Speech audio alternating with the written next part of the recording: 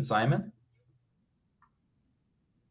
There we go. Oh, yes. Oh, there we go. We are recording this meeting. Go ahead, Simon. Yes, thanks, Andrew. Well, welcome everybody. It's nice to see you all, and we have people here from, indeed, from the UK to the West Coast, which is lovely. Glad you could join us all. My name's Simon Docking, and I'm the Managing and Artistic Director of Scotia Festival of Music. And this workshop today is presented as part of Scotial Distancing Round 2, our online festival for 2021.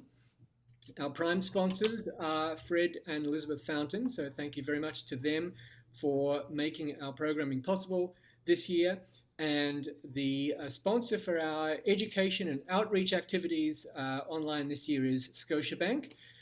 I'd also like to acknowledge that our organisation is in Mi'kma'ki, which is the ancestral and unceded territory of the Mi'kmaq people. Today, as you just heard, we are recording the workshop and it will be available to watch later on our YouTube channel. Before we get going, I would just like to say that at Scotia Festival we do two things. We're a presenter of concerts, but we're also we own and run a concert hall, the Music Room, the Peggy Corker Music Room in the north end of Halifax on Lady Hammond Road. And last year, round about March, April last year, when it became fairly clear to us that in-person concerts with full capacity audience were going to be going away for some time, we decided we would look into the possibilities of making our 110-seat concert hall into a live streaming center. And over a few months, which was actually relatively quickly because a lot of materials and equipment was in short supply, over a few months, we put together a plan and we worked out what we needed to live stream events from the music room, and we were able to be up and running by the end of the summer, round about the end of August, beginning of September. I think we were ready to go. It's been a very interesting journey. We've learnt an awful lot. We're still learning, and the learning curves that we've all been on are a big part of, I think, what we're going to hear about today. I have to say we've been extremely lucky to have the two gentlemen who are going to be presenting for you today. Andrew Coll, with particularly his expertise and experience in video, and Neven Prostran, who has all kinds of experience with sound. The two of them we were extremely fortunate to have working with us already, and they have been able to put together the setup that we have, and the result has been that in the music room we've been busier this year than we've been in many years, in a hall which was built for live music and is now able to live stream events of all kinds. We've live streamed many of our own events, but we also have had a lot of rental clients in. And as I say, it's been very interesting. We've learnt a lot, and thanks to Andrew and Neven. So with that, I'm going to pass it over. I believe, Andrew, you're going to begin. So thank you, and take it away. Thank you very much, Simon, and welcome everyone. I would just actually like to start by having everyone quickly introduce themselves in the workshop and just sort of explain what you're looking to get out of the workshop today, just so we can make sure that we're targeting things appropriately. So I wonder if we can start with Mary Vingo. Hi, everybody. I'm sneaking in here from the theater world. I'm a theater director and a playwright, and probably looking at doing some, I think the hybrid is here to stay in the theater world. So even though we're hoping to get back on stage in the fall, I think we're also looking at possibly live streaming at least one performance to make it more accessible to the world, and that seems to be a good thing. So I'm anxious to learn more about that before it comes down to the wire. Thank you. Excellent. Thank you, Mary. Next, Jennifer Publicover. Hi, I am a professional flutist in a number of different genres. I have been recorded at the music room before. I'm also the owner and director of the Halifax Institute of Traditional and Early Music. So I come at this from two different perspectives. Thank you. Wonderful. Mary Ansell. Hi, my interests are language and music and communicating with people generally. And I just this seemed like a fantastic opportunity to learn something. So thank you very much. Fantastic. Thank you. Doreen.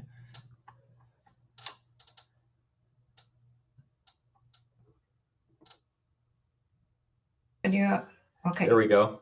Yeah, I do some in-house teaching and have had to resort to FaceTime, of course, and just hoping to learn how to use Zoom along with in-person teaching again, I hope. Yeah. Fantastic. Jillian. Hi, yes, I work with range of arts organisations, theatre and musicians, and I'm a Baroque violinist myself as well, so I'm interested to see what you're doing. I think the festival looked really impressive, the way that you've started streaming online, so I wanted to learn more about what you're doing. Fantastic. Jennifer King.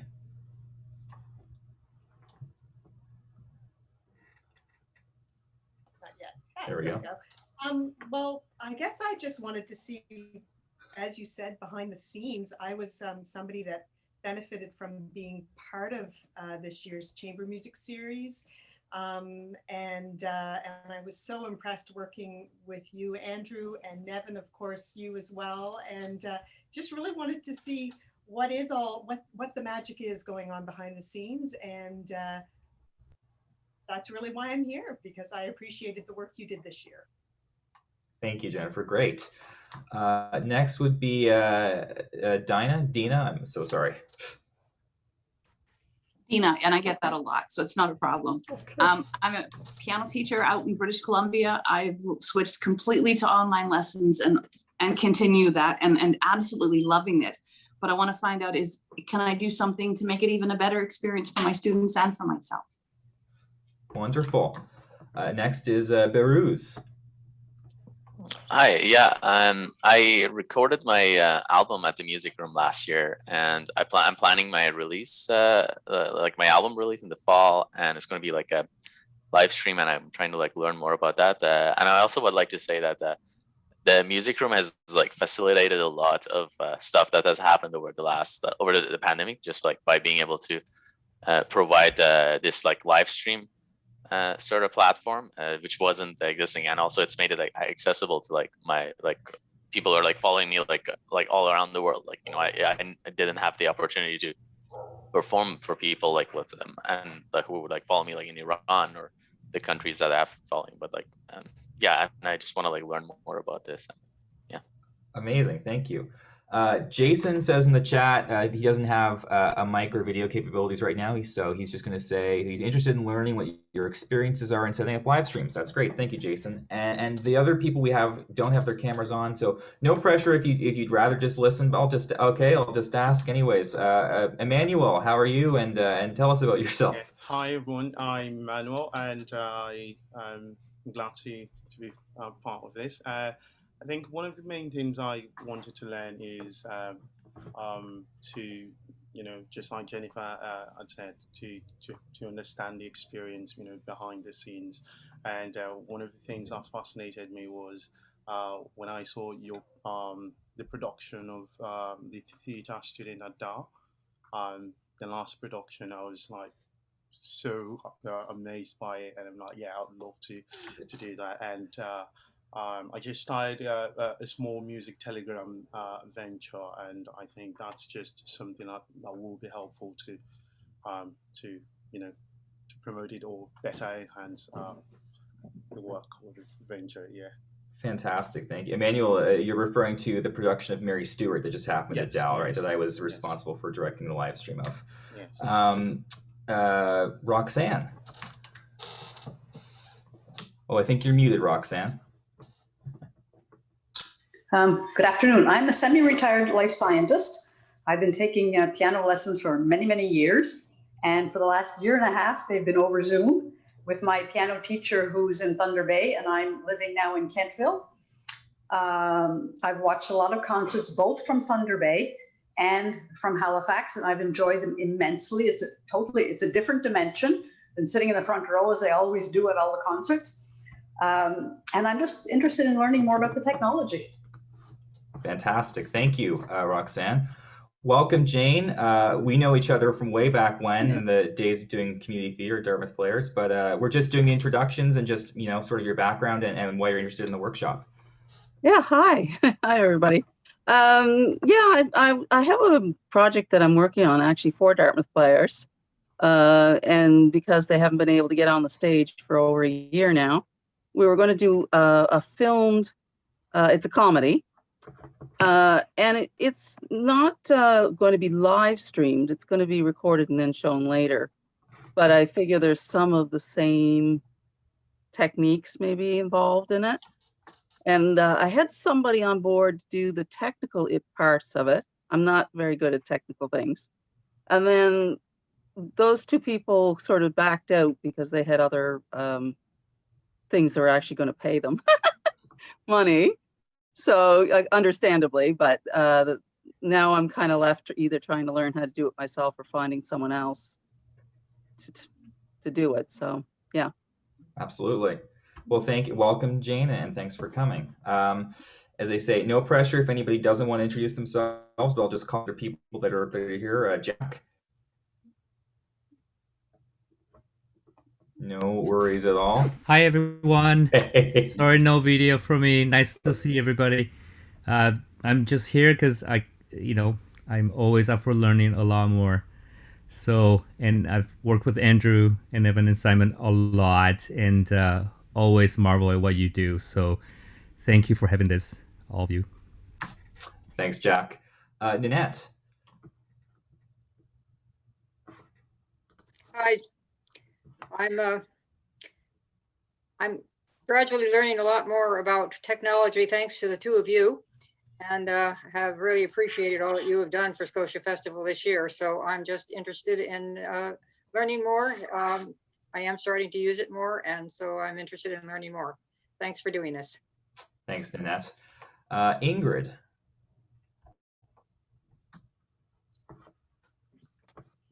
I'm interested in learning about your techniques. I'm teaching, but not in the arts, but I'm hoping that I can still apply some of what I learned today. Thank you. Thank you. Marjorie.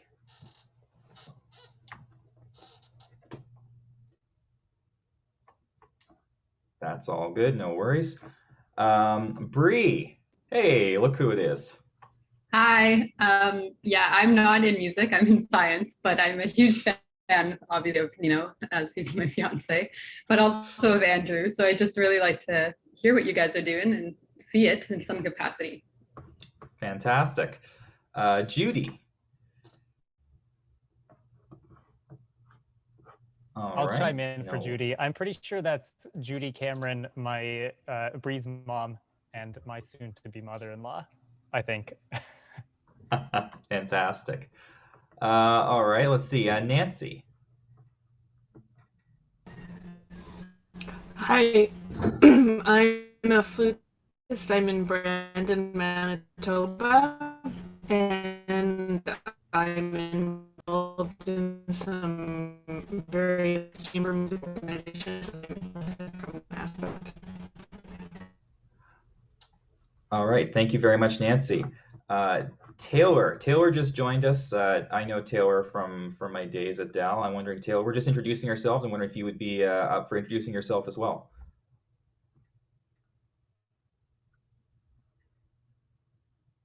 No worries at all.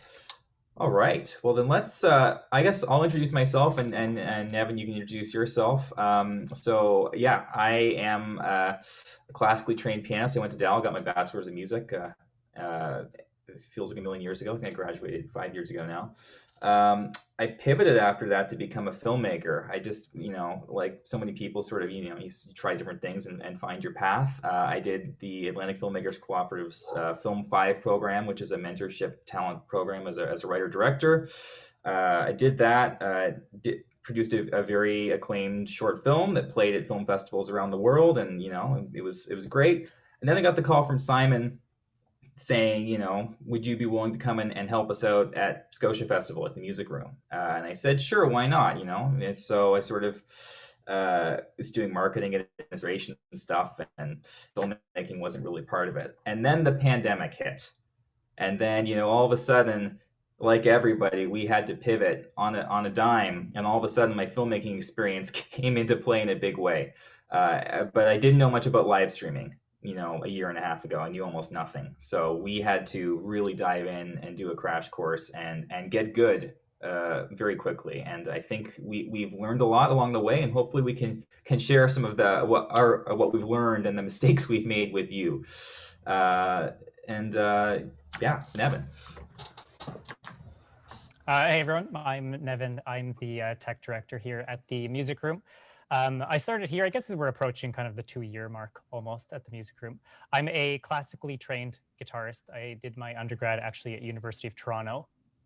And I came to Halifax in 2015, I believe. Yes, 2015 to do my master's in musicology over at Dal. And that's actually where I met Andrew back in the day, 2015. And I was kind of, whereas Andrew veered into the video side of things, I always veered into the audio side.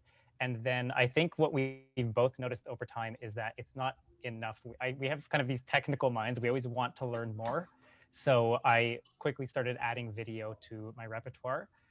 So audio is really my forte with a little bit of video. And I think Andrew will attest that he's kind of the opposite. So when it comes to us working together, it was kind of a perfect match. But yes, I've been here at the Music Room. If you've ever booked the Music Room recently, you've probably talked to me. I know some of you. I know some of you have emails in my inbox, and I will get back to you, I swear. But yes, I've done the bookings here, and I've just been helping coordinate. The live streaming has been a new service for us. And so coordinating, making sure that we have all the gear that we need and all the people to actually operate that gear. It's been quite an adventure. As Andrew said, the pandemic, once we were allowed to open up, people needed space. And one of the programs we launched last year was our Creative Space program, where we gave out the Music Room basically for free for 2 days. And Beiruz, actually, that's why I believe where Beiruz recorded his album. So we had all this kind of equipment. Yeah, it's nice to see you. And so we kind of gave out the space, and it's nice to see that we've sort of helped a few people out. And yeah, we've been learning, and people have been learning alongside us. So we're excited to share what we can here with you. Absolutely. Great. Well, so the way this workshop is going to be structured is we're sort of going to start by breaking down some of the what is live streaming, how to live stream, what the technology is behind it, how that all works. And it's always hard to figure out the technical abilities and level of everyone involved in the workshop. So we sort of try to strike a middle ground. But if anything doesn't make sense, please feel free to stop and ask questions. This is meant to be a two-way street, very interactive, and no question is dumb or stupid. Everything is welcome. So I'm going to start a screen share here. Let me see if I can get this working. Okay, let's see. Screen share. Okay, people should, I hope, be able to see that now. All right. Okay, there we go. And here we go. Okay, so how to make a great live stream, we hope. First of all, there's a view of the Music Room. For those of you that haven't seen it or aren't familiar, this is our concert hall. In normal times, there's 110 seats, but obviously it's looking a little bit more bare these days. Let's see here. We've cleared out the chairs, and it's more of a live streaming production floor. So first of all, let's talk about today's order of business. We're going to go through an overview of live streaming. We're going to first focus on the video side of things, and that's where I'm going to come into play. I'll give a little presentation. Then Neven's going to give a presentation on the audio side of things, equally important. And then we're going to do a little demonstration of how to actually put a little live stream together using a free program called OBS, and how to get yourself live online. And then questions. And as we said before, you're welcome to ask questions anytime during the presentation. You can either use the raise hands function in Zoom, or you can raise your hand on camera, and I'll try and watch everyone's video windows and see, but apologies if I missed anyone that way. All right, so let's start by talking about what is live streaming. Wikipedia comes into play once again. It is online streaming media that's simultaneously recorded and broadcast in real time.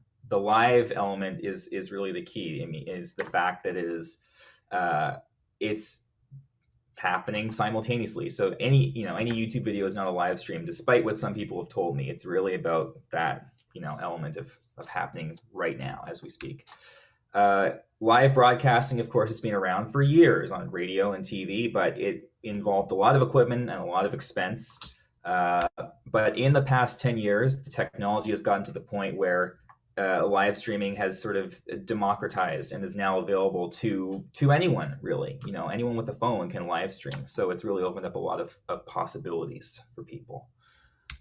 The basic ingredients of a live stream, the signal path, which is basically how you get from what you're capturing to it going online and being seen by people, is first you have obviously your cameras and your microphones that capture what you're recording.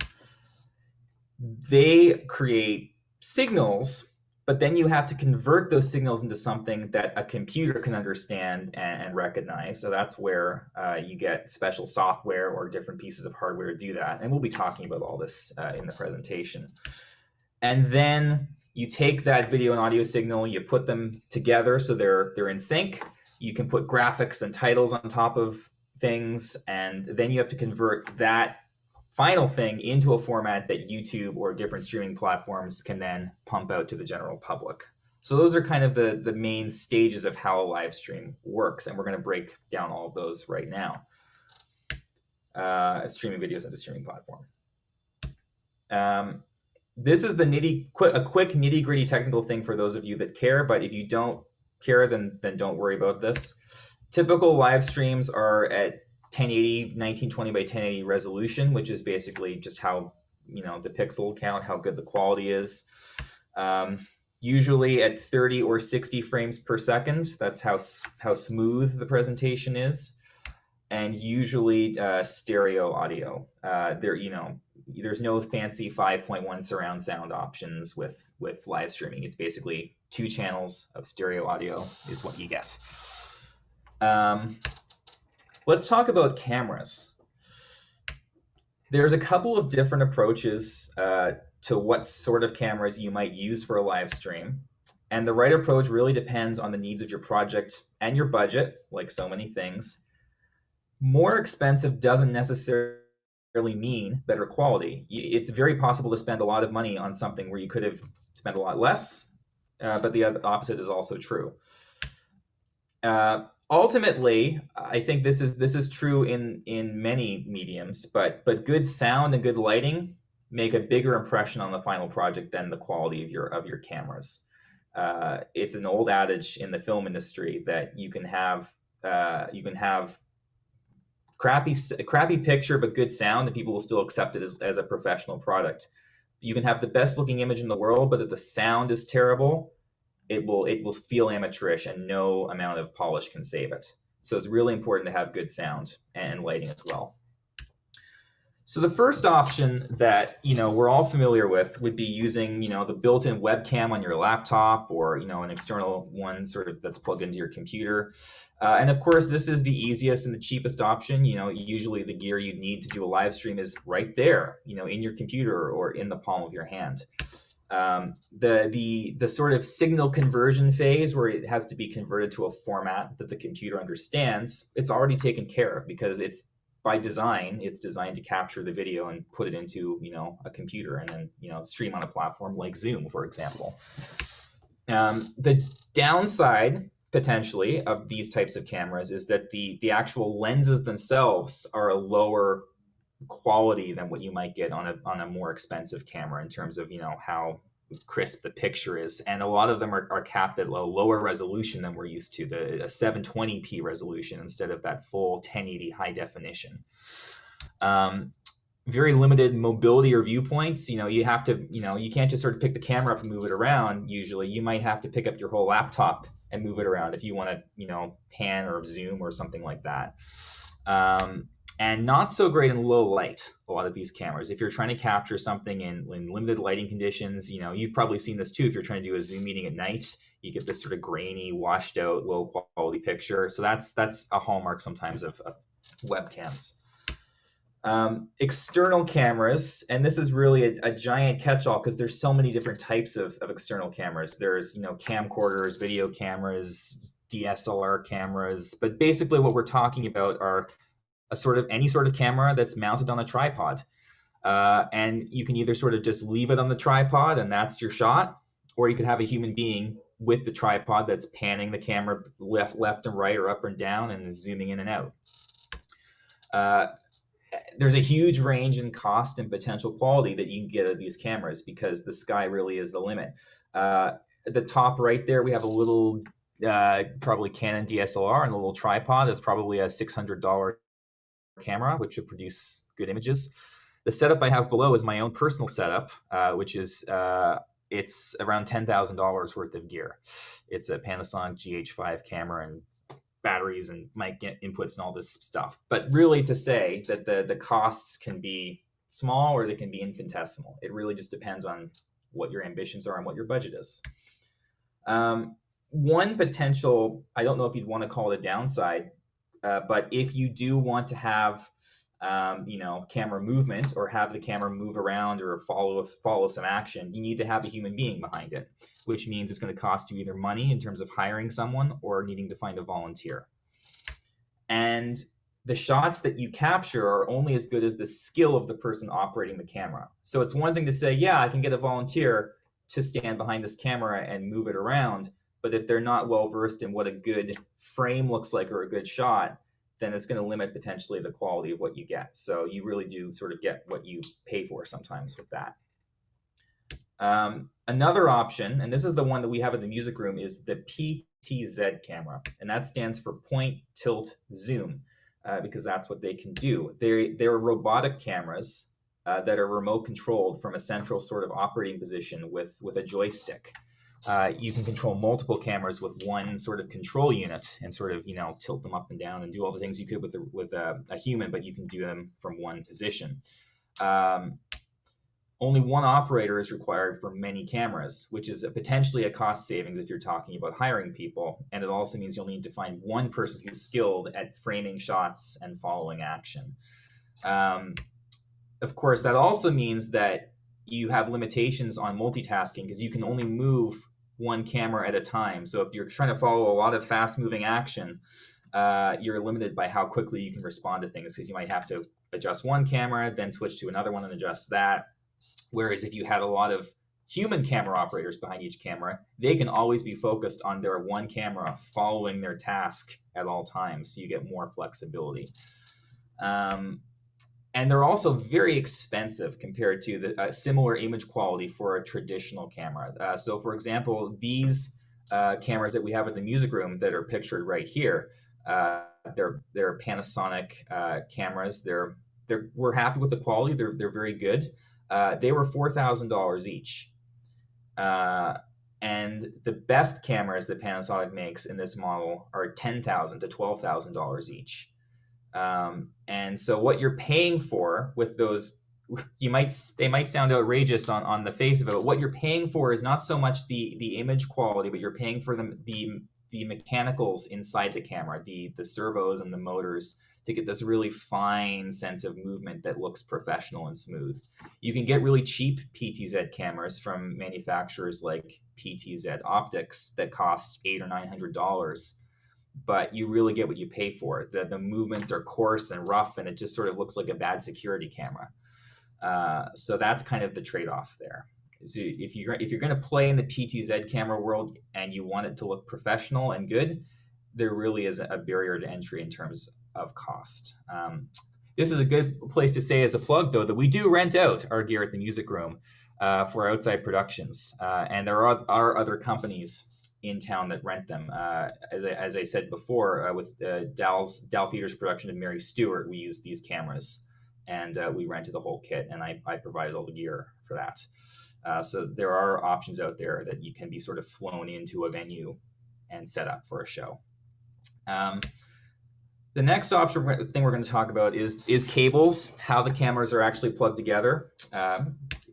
It's sort of a humdrum thing, but it's important. The first standard that you'll come across a lot is HDMI, which is that sort of thing that we're all used to. It's what you use to plug in your Blu-ray player to your television or your Netflix or whatever.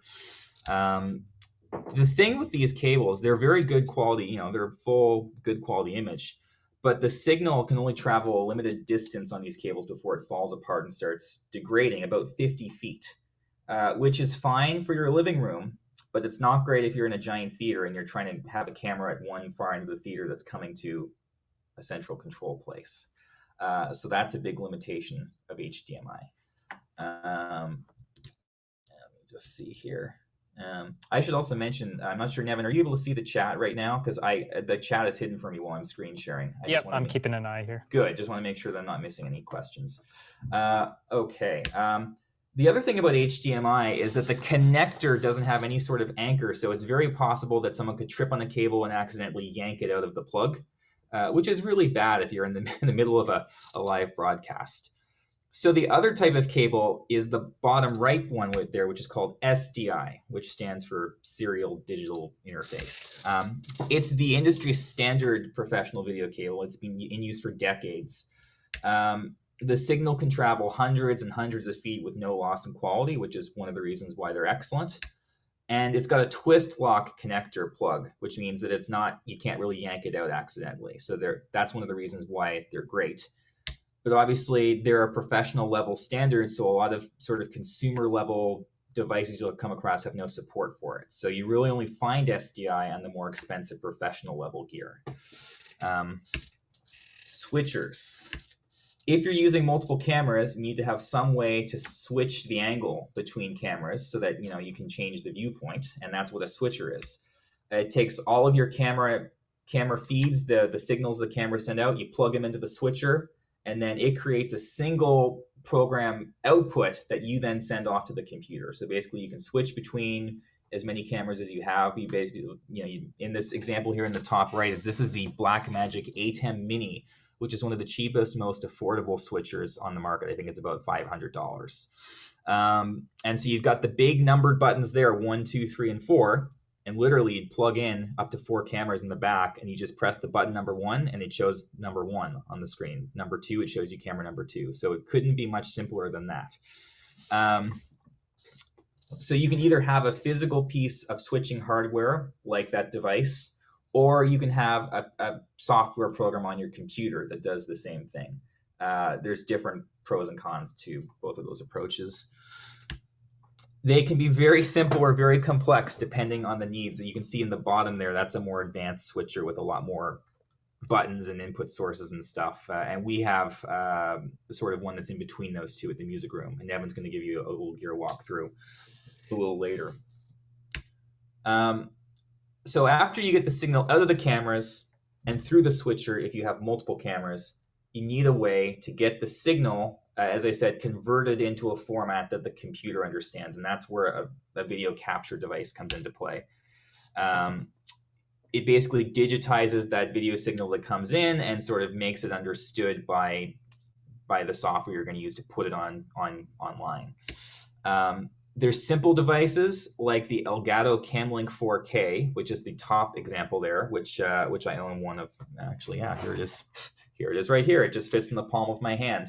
And that's what I use for simpler live streaming gigs. It's around, I think, $200, which gets the job done. It basically has an HDMI port on one end and a USB port in the other. So it literally just converts your video signal coming in from your HDMI camera into a USB port that you can plug into your computer, and then it shows up as a webcam in any sort of software you run. So you could even use it for Zoom or anything like that. It doesn't give you a whole lot of options for what to do in terms of quality or that kind of stuff, but it's a great entry-level capture method. You can also get more expensive devices like the Blackmagic Ultra Studio HD Mini, that's a mouthful, which is the bottom one there, which is what we have at the music room. And it's got a lot of, I should have showed a picture of the back of it, but it's got a lot of different input devices, so it could accept one of those HDMI plugs or an SDI plug or a bunch of different other types of cables and import all of them and give you a lot more control over how it looks when it comes in. But obviously you pay a lot more. I think it was around $800 or $900 for us to buy. Here's a little sort of flowchart workflow of a typical kind of workflow of how this all sort of fits together. So you've got your three cameras and your microphones. They go into the switcher. You have a multi-view monitor, which is basically showing you a split screen view of all of your cameras at once. So you can sort of see what they're all showing at one time. You have your capture card, which goes into your computer. Then you put that into your streaming software, which we're going to cover next. And then it goes to that giant nebulous cloud, which is the internet. So let's talk about the streaming software. You've gotten your video signal into the computer from the capture card, but what do you do with it now? So the next step is the streaming software, which is really the brains of the operation. Everything comes into play here. The video, the audio, which Neven's going to talk about. You could put graphics on screen, titles, captions. You could have pre-recorded video elements. Anything you want, you can sort of put those all into play here. It's like you're editing a video, but you're doing it live in real time. There's a lot of different options out there. It's a very competitive field. And which one is best really depends on your usage, because there's free options, there's very expensive options. We'll break down a couple of them next. The cheapest, most easily accessible, sort of get off the ground and start running option is just YouTube. They have a built-in in-browser option just within YouTube. You can just sort of click go live. It asks you which webcam you want to use in your computer, and you plug in a few details and you can click go live. And voila, you are online live streaming. There's no customization. You can't put fancy graphics on the screen or, take advantage of better microphones or that kind of thing. You're sort of just it's like Zoom, but you're streaming online. But that's the point, right? It's meant to be easily accessible, doesn't cost you anything, and it's just an easy way to get yourself broadcasting to the world. But if you want to get a little bit fancier than that, the next step up is called StreamYard, which is a paid option. It still runs off your internet browser, so you don't need to download any software. And it's basically Zoom, but for live streaming. So you can host a live stream and invite people, like remote guests, to participate in your stream, and they show up on your screen as a split screen, and you can sort of send that out as a live stream. You can put little tiny graphics on screen. It's a little bit more advanced than YouTube, but still not a whole lot of customization. That being said, I have used this. Dal hired me, the Fountain School hired me to run the live streams of their Schroeder lecture series this year, which is a series of musicology lectures by professors around the world. And the need to bring in remote guests was really key for that. And actually, StreamYard's just one of the best platforms out there for bringing in remote guests. If you're trying to do interviews or just sort of bring in people, it's sort of like a talk show format, right? And StreamYard is really great for that. It's not great for much else, but it's great for that format. So we use StreamYard for those lectures. The video quality, of course, is limited by the quality of your guests' webcams, and it also limits you that lower quality 720p resolution format unless you pay through the nose for it. So that's something to consider. The next one we're going to talk about is called OBS, Open Broadcaster Software. This is a free program, free to use. It's open source, which means it's not sort of made by a company for profit. It's made by independent programmers for the good of the community. It is by far the most widely used live streaming software in the world. Millions of people use this software to live stream because it's free and it works. It has all the advantages and disadvantages of this open source model of software. It has lots of customization possible. You can pretty much do anything you can imagine with OBS, but some of it requires to download additional plugins that other people have made, and a lot of sort of trial and error to get it to do what you want it to do. And you can tell that it was made by computer programmers and not by human beings that like to live stream things, because there's a lot of head scratching user interface and design decisions. It's actually infuriating to use the program sometimes to do basic things like put text on screen. But that's what you get for the price of free. And it is occasionally buggy and unstable. Sometimes there's weird glitches. Sometimes it crashes. But when it counts, it's never crashing us in the middle of a stream, which is when it really counts. If it crashed on us in the middle of the stream, I would never recommend it. But it is reliable for us 98% of the time, which is pretty good. And we're able to sort of fix any issues with it, during rehearsals before things happen, usually. So that's it. Again, you can't beat the price, but if money's no object and you want to sort of spend some money, then you have other options. There's two leading software programs, Wirecast and vMix. They're the cream of the crop. They give you any options you want under the sun to do professional broadcasts. And unlike OBS, you can tell they were actually designed with user comfort in mind. They're well put together. They're well designed and easy to use. They're very, very expensive. The vMix I think goes for $800 to $1,000 for the sort of package that most people would need to use. But they're very stable, they're very well built, and you're going to get lots of support from the company if you have problems. And the other thing with these is that you need to have a really powerful computer to sort of take advantage of all the features, because all of the encoding, which is the sort of conversion of the video into that format that YouTube understands, for example, has to happen from your computer versus, the StreamYard or YouTube sort of offloads all that work to their own server farms on their end. But you have to do all the processing power on your end, which means you need a beefy computer to sort of really be able to do that properly. Stream keys are key. A stream key is a unique string of letters and numbers that is basically issued to you by your streaming platform. It's basically the equivalent of an address on an envelope. It's basically telling the stream that you're outputting from your streaming software where to go in the world so that it shows up on your streaming platform for your audience to view. It's basically, it's directing it in the right direction. Because of that, you need to guard your stream key with your life, never share it with any. It's like your social insurance number, because if somebody else knows your stream key, they can use it to broadcast from your channel or even hijack your stream. So it's very important to sort of protect that stream key. And you won't have to deal with stream keys with sort of those lower end options like YouTube's built-in streaming or StreamYard. It's when you get to those software-based things like OBS or Wirecast or vMix that you'll be dealing with those stream keys.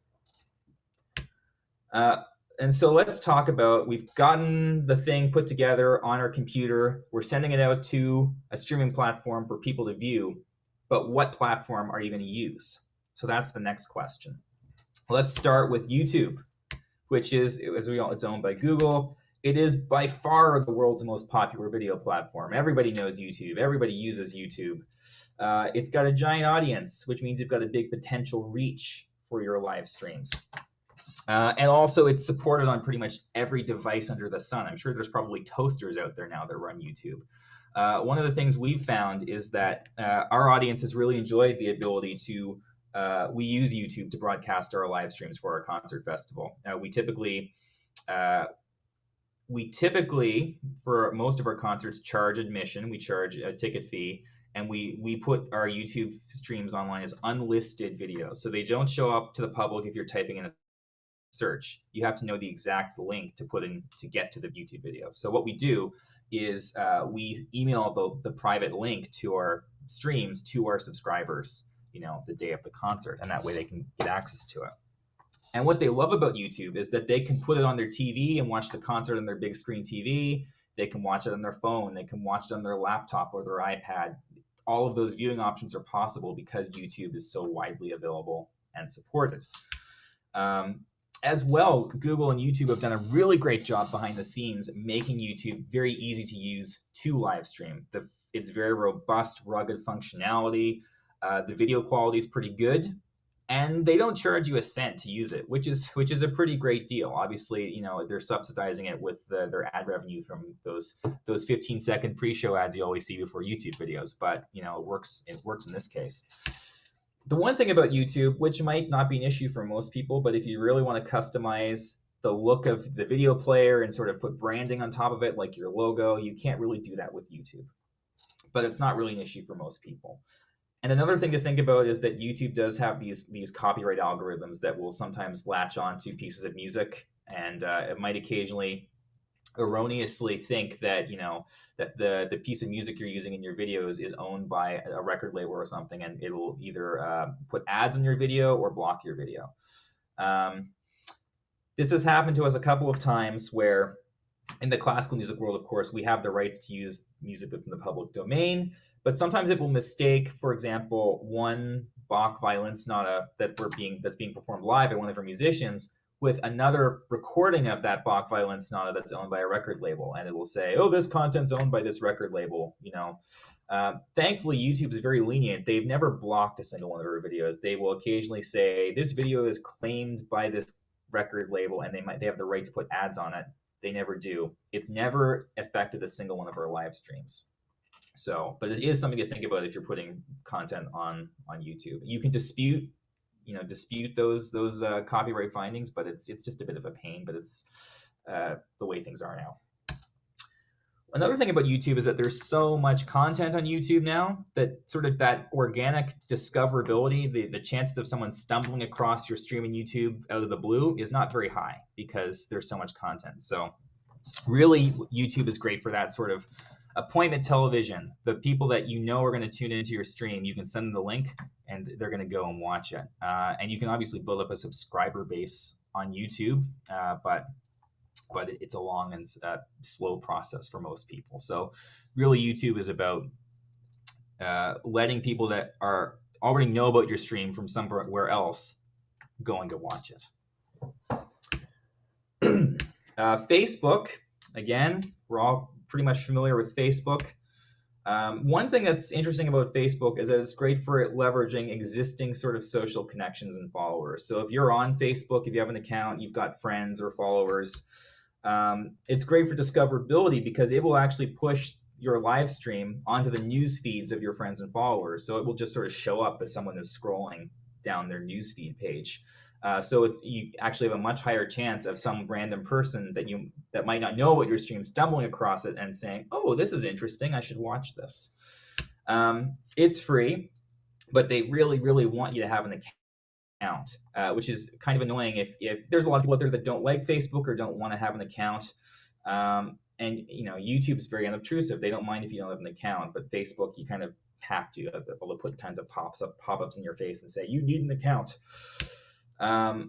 The video quality is limited to that lower 720p resolution quality that we were talking about before. There's no way to do full high definition on Facebook.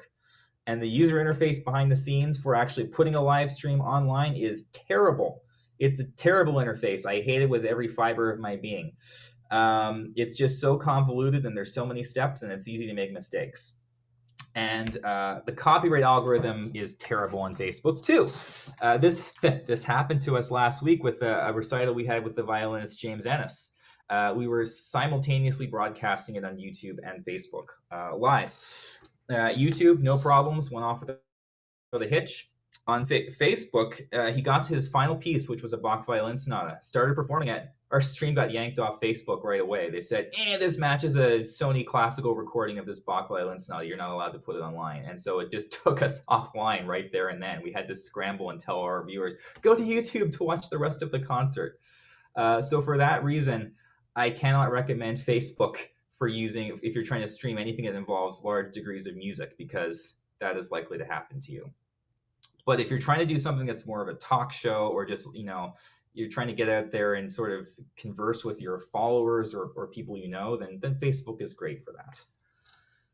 But in any other circumstance, I just recommend sort of directing people on Facebook to go to your broadcast on another platform with a link. Vimeo. Vimeo is a platform that you may or may not have heard of. It's not widely known by the general public, but it's really favored by artists and creative types and filmmakers. It gives you better video quality and a lot more customization than those other platforms. And it's very user-friendly behind the scenes. It's very well thought out. It flows very well. And you have complete control over the appearance of your video player and branding. So you can change the colors of your play button and put your logo on it and stuff. It's not free. It's very expensive to live stream. You have to pay for the privilege. Dal Theater uses Vimeo for all of their live streams, and that's where I've experienced with the platform, and it is a pleasure to use.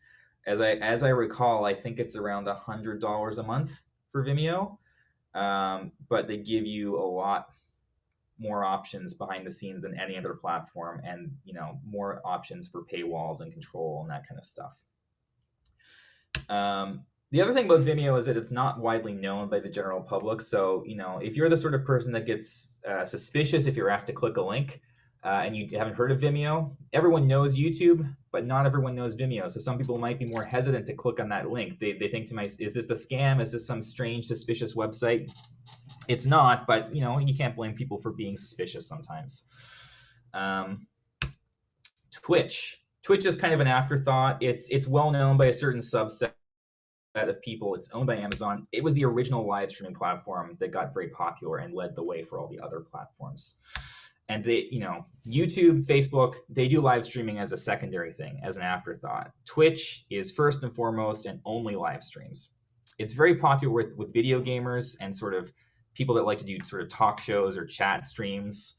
But musicians have also found a home there too. It's got a very huge active community of viewers and a good video quality, wide range of customization options. And it's got great discoverability because they will curate live streams and push random things to the front page. So you have a potential chance of being discovered by random people that will just sort of drop in and participate in your stream. And it's a very active community that likes to comment and follow and participate in videos, which is interesting.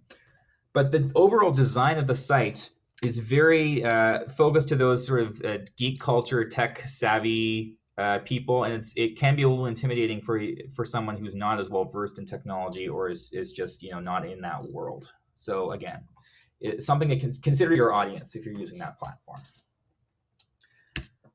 So we're going to segue into the topic of lighting, and I wonder if can someone tell me which one of these photos looks more pleasing to the eye in terms of the lighting? Anyone at all? Definitely the right one. Absolutely.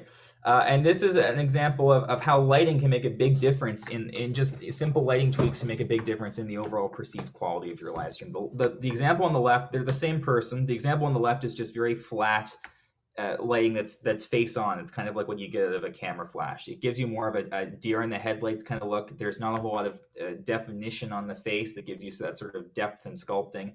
It just looks kind of very flat. The example on the right has the light source, the primary light source, placed a little bit more to the left of the person. Sort of, it's not front on with the camera, it's more off to the left of the camera shining at the person. So there's a little bit more shadowing happening, a little bit more sculpting of the face, but it's accepted that this looks more pleasing to the eye. And so lighting is key, and sometimes it's literally called key light. So flat lighting is not usually what you want to make your live streams or any video content for that matter look good. Lighting can dramatically influence the perceived quality of a stream. As I say, you can have a kind of not great looking camera, but if your subject is really well lit, then it will actually make up for the lack of camera quality. 3-point lighting is one approach that can be used to light subjects. The diagram on the right here, you have a person standing in the middle. You have a primary key light, which is off to their left, shining at them. You have a fill light, which is coming in from the right, which is a dimmer, which is sort of filling in the other side of their face. Then you have a backlight, which is coming at them, which sort of gives a little bit of a halo or a glow to the back of their head and makes their figure stand out from the background. This is a very typical approach to lighting. Ring lights are another sort of more modern feature that people use. It's sort of like literally a light in the shape of a ring. It gives you this nice sort of soft, diffuse, glowy look. It's very popular these days with some, streamers and people using Zoom. Hey, Jack will recognize this. This is an example of some lighting I did on a live stream recently for Inner Space concerts. Again, you can't, there's one of my lights there that's sort of off to the side with Jack. There's my camera, and there's another light behind Jack on the other side that's sort of shining and lighting up the back of his head. There's other things to contend with in that church, but that's just one photo I had on hand. Another example here is in the music room. This is a concert we did recently for the Open Waters Festival. So you have one light coming in from one side, another light coming in from the other side, and you can't see them in this photo, but some backlights coming in from behind. And then we have some overhead lights as well that we can supplement with. Camera angles are incredibly important. It really is an art. You're applying film language to your live stream potentially if you're trying to do something like a theater show or a concert. It's something that we're very familiar with in the film world: close-ups, medium shots, wide shots. But basically, different shots portray different emotions and intensity of emotion, and give you different feelings. So you could have in our live streams, we try and do a lot of close-ups because close-ups are really powerful, especially when people are watching on smaller screens. Close-ups of faces, close-ups of hands on the piano keys. We occasionally have overhead shots, sort of viewing the piano from a bird's eye view. Just anything to give the audience a really varied, interesting viewing experience. People are so used to with live streams having sort of one camera, stationary, just sort of pointing at a subject and everything happens there. It becomes more like a proscenium, more sort of like the thing is presented in front of you on a stage for your viewing pleasure. And I've done that when budget or equipment are limited. But I always am personally a fan of having, bringing a very cinematic sort of multi-camera approach to live streams, because you can get different viewpoints and keep the audience's interest by showing different facets of the subject that you're trying to portray. One very common setup that's used in film and also in live streams is the 3-camera setup, which in this example is a typical sort of talk show approach where you have 2 guests that are sitting on chairs. You'd have one camera that is filming the host, which is that camera 2 off to the left. That camera 3 on the right is pointed at the guest. And then camera 1 is capturing a wide shot of the 2 people from afar. So you have basically close-ups of both of your subjects and then a wide shot that's capturing all of the action, and you can cut between those shots. Another thing to think about, this is a very simple tip and trick for anyone that's using a webcam, is the angle of your webcam is very important. A lot of people use the webcams that are built into their laptop, and obviously your laptop's usually on your desk, so you're looking down at your camera. It's a very unflattering angle, generally, because you're sort of seeing up your nose, and you're seeing a lot of the ceiling. But it's better to have your camera above you or at eye level as much as possible, because it's like you're looking at somebody else in the eye, right? It's what we're used to seeing in person, and you're seeing less of your nostrils and more of your who's in the chat there? Yes, Jillian, the recording will be available later. The signal's really bad. Yes, absolutely. So yes, camera angle is a really simple way, actually, that you can improve the quality of anything, even a Zoom call, just by making your camera higher. Generally, is a good starting point. Just to finish up my presentation with a few screenshots of this is Dallas' production of Mary Stewart behind the scenes. So on the left here, you see the multi-view monitor with our multiple camera feeds. In the middle there, you see one of our point tilt zoom cameras. We had 3 of them. And on the right there, you see my Mac computer running OBS, that Open Broadcaster software, with the program view showing what's going out to the audience. We had 3 cameras. We had one off to the left, one off to the right, and a wide view. And this was the mess of cables that was involved in making that possible. There was so many pieces of gear and hardware and Neven was shaming me earlier for my cable management skills, and it's quite true. But you know, in this particular case, we were in a closed environment, not open to the public, so you know, we got away with it, I guess. Yeah. So with that being said, that's my portion of the presentation. I guess the video portion of the presentation. Neven is going to kick things off next by talking about audio. But let me stop my screen share here. Let's pause here and see. Does anybody have any questions? I see one question from Jack here. Does the monitor go straight to the switcher? Can you elaborate, Jack? Which were you talking about the photo there? Yeah, so the monitor, let me bring that up one more time here. The monitor, screen share. Yeah, so the monitor, let me see here. Right, so yes, that's right, Jack. The monitor on the left, the multi-view monitor with the split screen view is a separate feed out of the switcher. So all three cameras are being fed into the switcher. I wish I had you can't see it here, it's in shadow, but and then it's basically got three buttons, right? You can press camera 1, camera 2, camera 3, and that signal goes out to my computer on the right. But it's also, you also plug in a monitor directly into the switcher, which gives you that multiple view of all the cameras at once, so you can see what's happening. Great. Okay. Anyone else have any questions at this point? I know it's a lot of information. I know it's probably a lot of dense information, but again, if anyone has any questions at this point.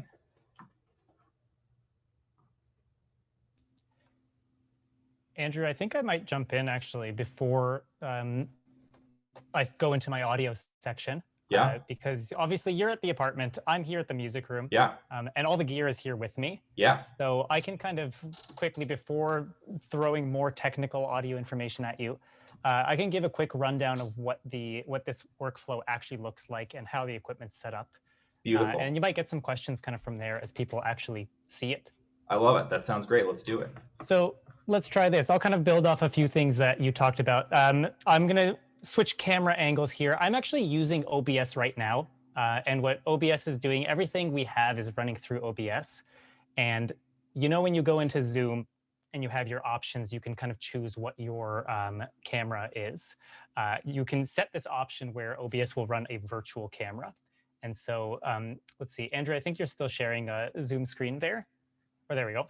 So if I switch over my screen in OBS, you now should have this view that's kind of the back of my head. And you might have seen it even in the first camera, is our webcam is kind of pointed over here. Right behind me here, right there, this is very bizarre to do in kind of mirror reflection. That's one of our PTZ cameras. And that's the signal that you see from this angle here. Now, I set this up specifically so that I can kind of show what's going on. Obviously, there's a lot of equipment here. This is kind of just basically professional versions of all the equipment that Andrew identified. There's smaller versions, there's cheaper versions, there's ones that are geared more, less towards kind of a multi-camera production and more towards something that you might have like a single camera sort of thing. So I can actually control our camera over here, and I'm going to zoom in. This is what Andrew was talking about with the PTZ cameras, how kind of smooth you can get with them. And these ones specifically have a obscene kind of level of zoom. So it's just worth mentioning right now that Zoom is mangling the frame rate of these cameras. It looks a little bit jerky and choppy, but in a live stream, it would be completely smooth. Yes, that's good to know. That's something we're going to mention later on down the road, is you could have all the equipment in the world, but if you run it through something like Zoom that's not designed to optimize it, you're going to lose a lot of quality. So basically what's happening is our camera that you saw behind me is connected here to the switcher. I'll get like a nice zoom in there. And this is what Jack had mentioned in his question was, how are we getting from the switcher up to here, which is our monitor? Now you can take a trip with me into the Twilight Zone as we start to see this kind of repeated image here. So there is an output that goes specifically from the switcher to let you kind of see everything that's on the screen. Right now, I only have 2 cameras set up, so only 2 of them are kind of showing up. And it's called the switcher because quite literally you just switch. So there's a shot of the music room. It's very dark right now, but I'll kind of light it up a little bit later. The switcher, the cameras are being controlled by this camera controller here. You can see it has a kind of joystick, and that's what I'm using to move these cameras around. Like Andrew said, we have 3 cameras. And so you can have 1 person operating 3 cameras, but the drawback being you can only control 1 at a time. You can't move multiple cameras at the same time. So you have to be very on top of the action. This iPad here actually isn't for video, that's for audio specifically. Our capture card, oh, there it is. Yeah, you can see that. If I can brighten that up a bit. That's our capture card kind of sitting there. And that's the last phase before we get to our computer. Our computer is very bright, very colorful. It's actually hidden behind my giant monitor over here. But we do have a kind of, we built a computer specifically for live streaming from the music room. The other thing that Andrew mentioned was the importance of lighting. And so actually you might have seen it right there. Is I have a light. I have kind of 2 lights right now. The window, which is open because I wanted some natural light. And then without this light that's kind of off to the right of me, the scene is just horrendously dark. And I can even, I'm just going to move around a little bit. And I'll put my hand here so you can kind of compare. If I turn down the light, the camera auto adjusts a little bit, but you start to get this kind of weird reddish tint. And there's a really hard lighting on my face over here and kind of softer over here. I threw up this light very quickly, but when you fine tune a few things, generally, I have to reset it now. There we go. There we go. It's way too bright. And you can also adjust the kind of temperature of it. So maybe something that's a little bit more white to match the natural light. And that's kind of what's happening here. Those are the lights that you saw in the images that Andrew shared of the music room. We have 2 of those that we use to light our scenes. And then occasionally we rent in lights as we need them. Dina says she's drooling at the gear we have access to. It's pretty amazing. It was a very big investment. So this is obviously a kind of professional level production. And that's the video side. Generally, video equipment will be more expensive than kind of professional audio equipment. Like Andrew mentioned, each of our cameras was for $4,000 roughly. And then our audio setup by comparison was a fraction of that to get kind of really quality audio. So are there any questions then, now that you've kind of seen the video equipment? I'm just keeping an eye on the chat here. Or like we said, feel free to chime in or put up your hand.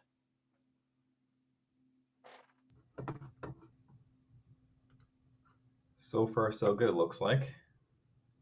All right, then. So in that case, I think I'm going to dive a little bit into the audio side of everything. Let's see. I'll share my screen here. This one. So you should be able to see my nice big orange PowerPoint presentation that I made here. So obviously when you're streaming, you need to have kind of both sides of the coin. As Andrew mentioned, that if you have poor audio, you can have the best video in the world, but if your audio is not up to par, people are just going to move on. And that's something we see a lot, and you've probably experienced yourself, is when you stumble across a live stream, if it's not sounding great, if you've maxed out your volume on your phone or TV or whatever, and you still can't hear it, it's not manageable. And so you just turn it off and find something else to watch. So audio is just as important, really, when you're kind of telling the story that you're telling through your stream. The main thing that we need to understand is we don't have to go over the principles of what sound is. I'm sure we're all aware sound is a wave, and like waves, it behaves a certain way. The main thing that happens after any sound is generated one of three things happens, or actually a combination of three things happens. It'll get absorbed by something. So imagine screaming into your pillowcase. The sound is just getting absorbed and dampened and muffled. It'll get reflected. So if you hear like a clear echo, let's say you're in a canyon and you scream, you'll hear that clear echo. That's a very clear reflection of sound. And then there's diffusion, which is sound kind of hitting a surface and not reflecting directly back at you, but just bouncing around in all kinds of different ways.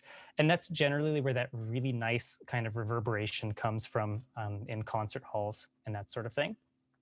So how this applies to you is regardless of where you're streaming from, we obviously stream a lot from the music room. But as Andrew showed you, our setup's remote. And so you have to kind of cater your audio to whatever your environment is. Most people, if you're streaming from your bedroom or living room, you're dealing with a lot of absorption. You have a lot of things that will kind of absorb sound. Your couch, your carpet, bed, curtains, all that kind of stuff is going to serve to absorb sound, unless your room is totally empty, in which case you'll get a lot of reflection and diffusion, which is nice. So obviously, Andrew went through the signal path of video. There's a whole different signal chain for audio. They come together at the end, but up until that moment, they are two very separate things, and they usually require kind of separate equipment for you to get there. So the first step is you need to have a source for your sound. I'm a guitar player, so of course, my sound source, what I think of kind of is a guitar. And I think just based on our introductions, a lot of people played acoustic instruments, which is nice. I can kind of cater what we're talking about to that. Electronic instruments like keyboards that plug directly into your computer is a whole other ballgame.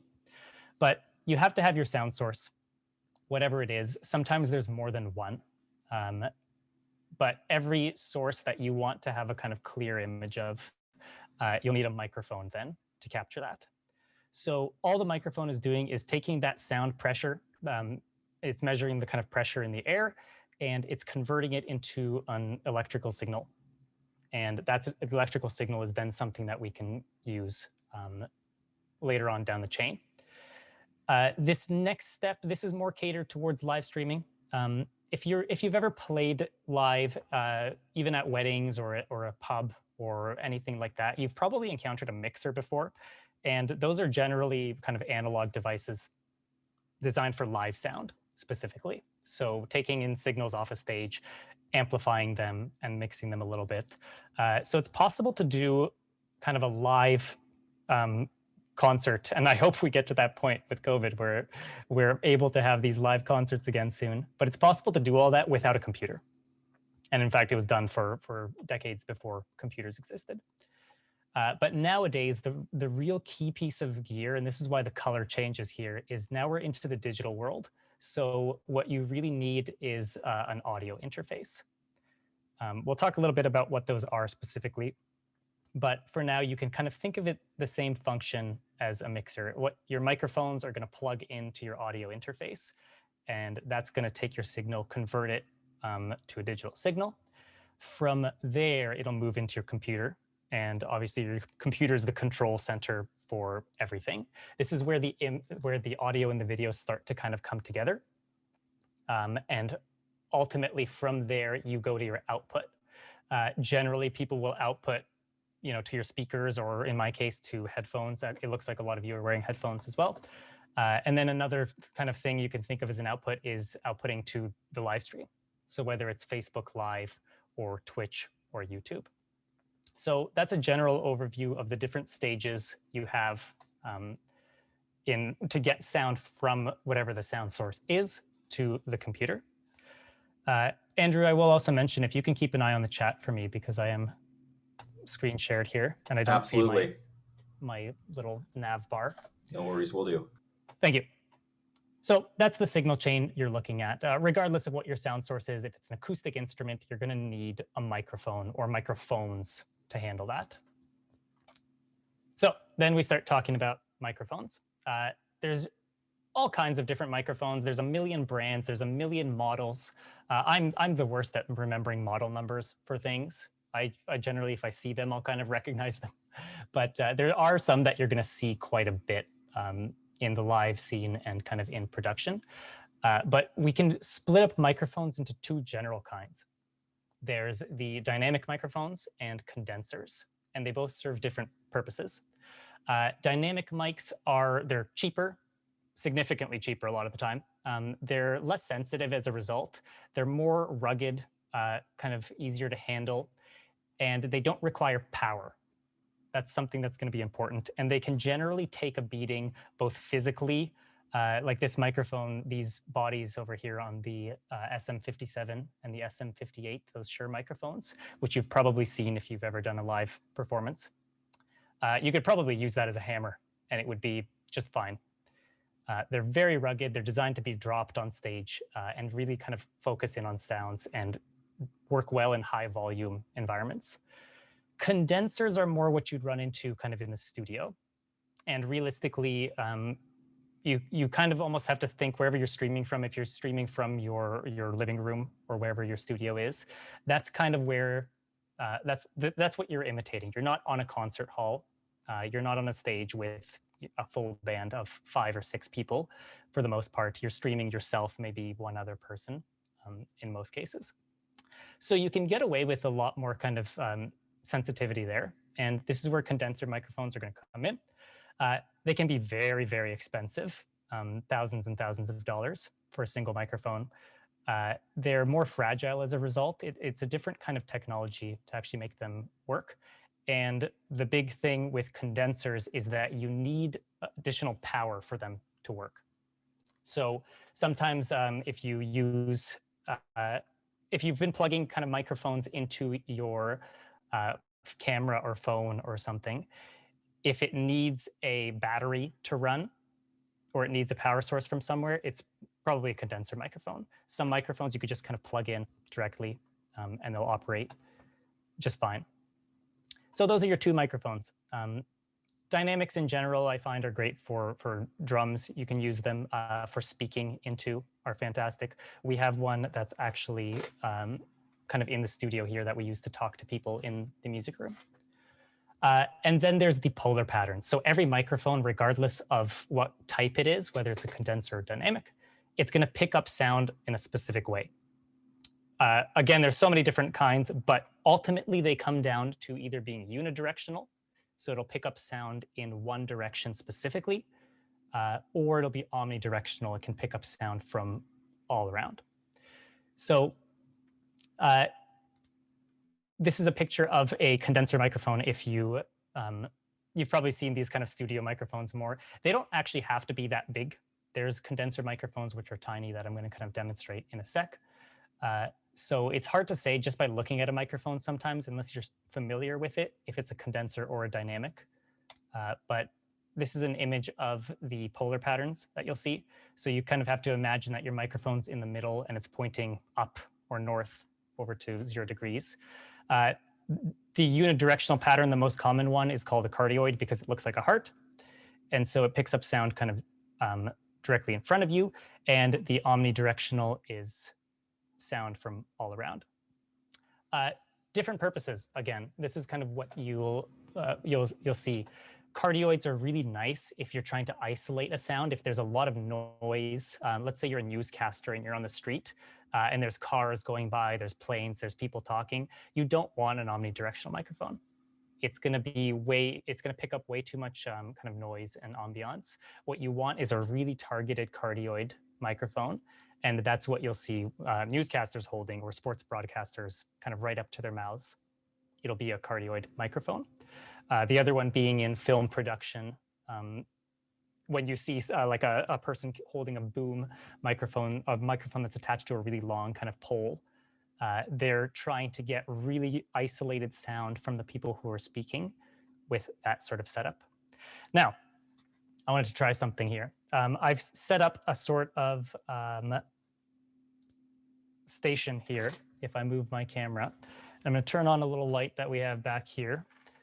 And I can actually kind of show off a couple of these things that we have.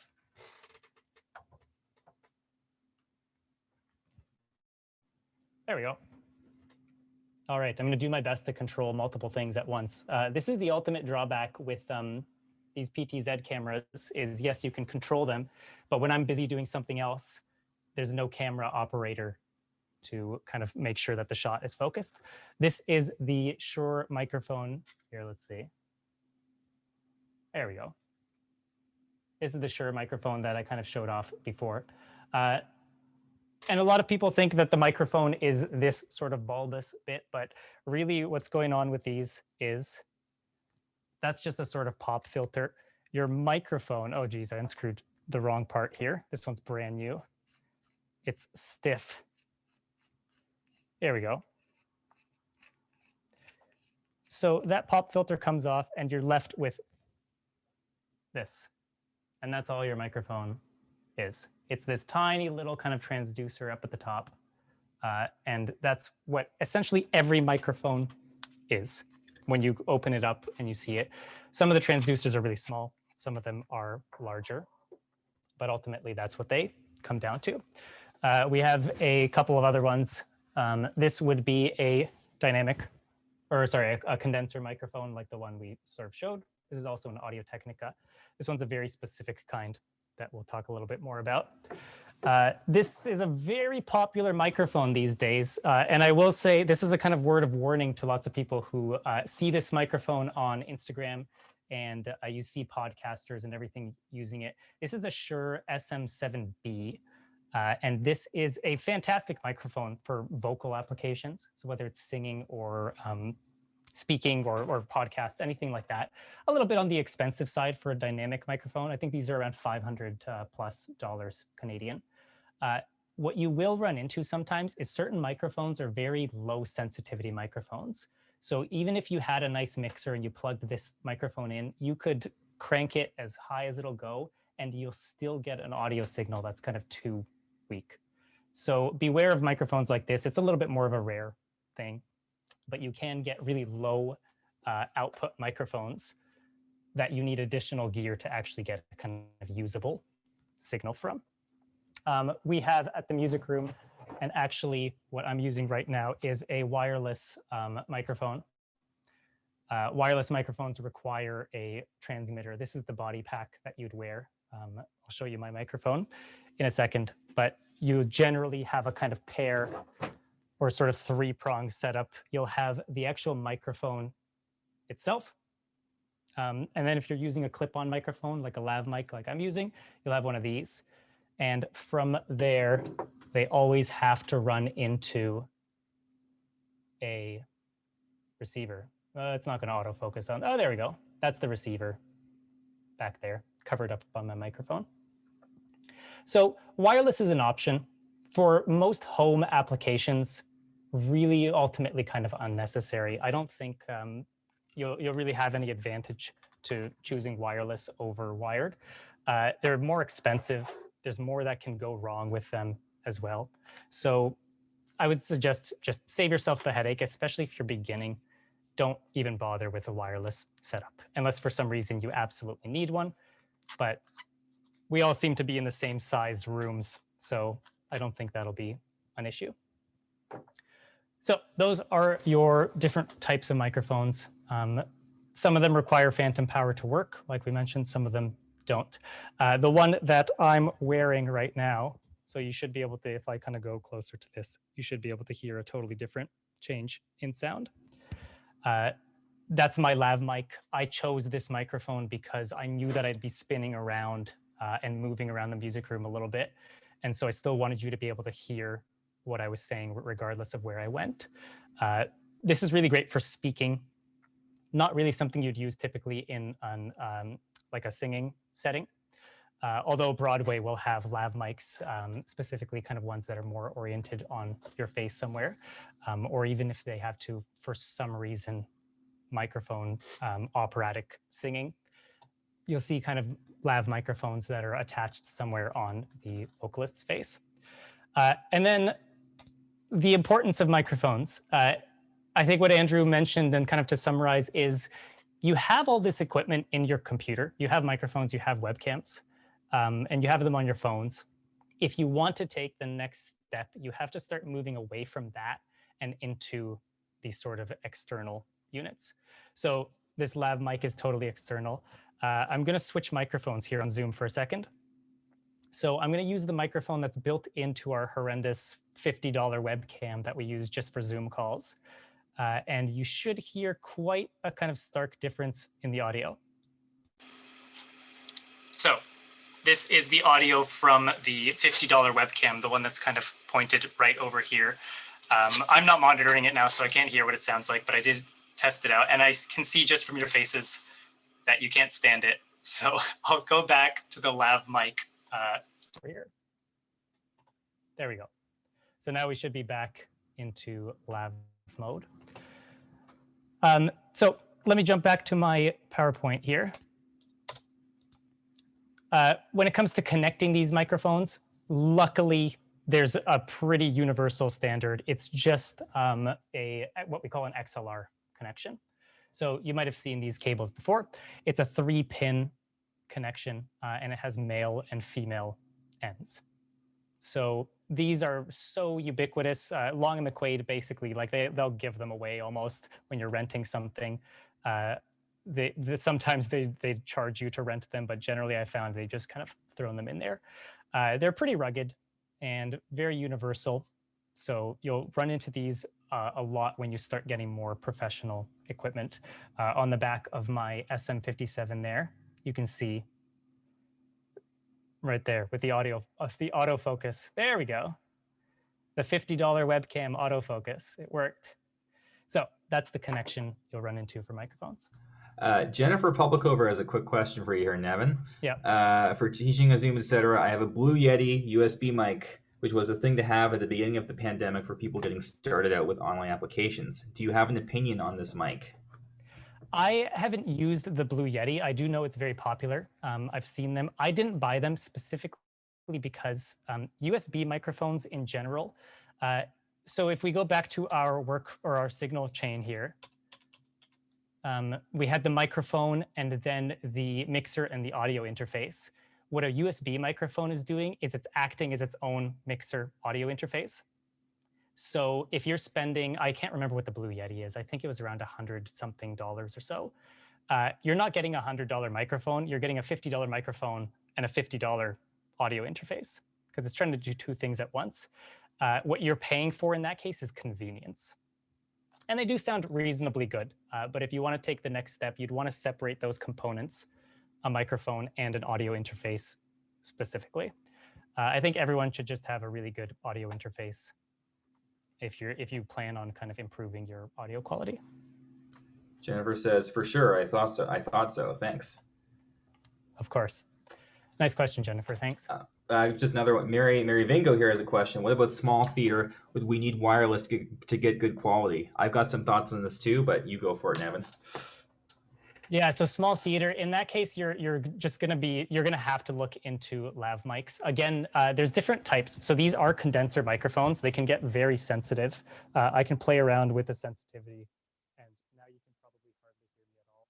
We had it sort of dialed in right about here, I think. So it's a nice healthy signal. And this is only about 30% gain. So I could crank this microphone way, way higher, but it's gonna distort quite a bit. So great microphones. This one is an omnidirectional, so it'll pick up sound kind of from all over the place, which is great if you're turning your head. You can still hear everyone. If there's a lot of other noise on stage, you might want to look into cardioid lav mics. So still clip-on lav mics, but ones that are really targeted. I've seen in Phantom of the Opera, I remember it was a very stark memory for me. The singer had a microphone kind of taped right onto their forehead, this tiny little lav mic with skin-colored tape, so it wasn't very noticeable. But that way you ensure this, the microphone is always pointing towards the vocalist's mouth. And it's not an omni mic, so it's going to just kind of pick up anything that's in front of it. You don't run the risk of capturing sound from another actor beside you, let's say.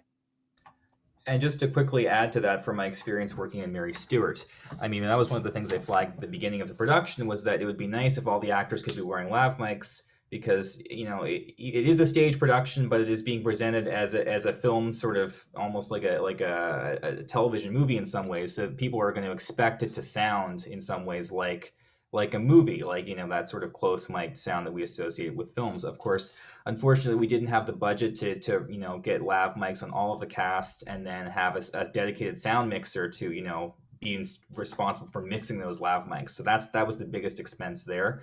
And we just had 2 condenser mics on stand, sort of capturing a stereo feed of the room sound of the Dunn Theater, which, you know, for me was one of the biggest things I wish we could have done something about, because of course the room sound, it sounds very roomy, it sounds very distant, it doesn't sort of sound like you're with the actors, but it does give you a better sense of actors projecting in a room as if they were in a theater, rather than that sort of close mic sound where you hear every single whisper close up, you know. So it's not very theatrical having lav mics, I guess, in that sense.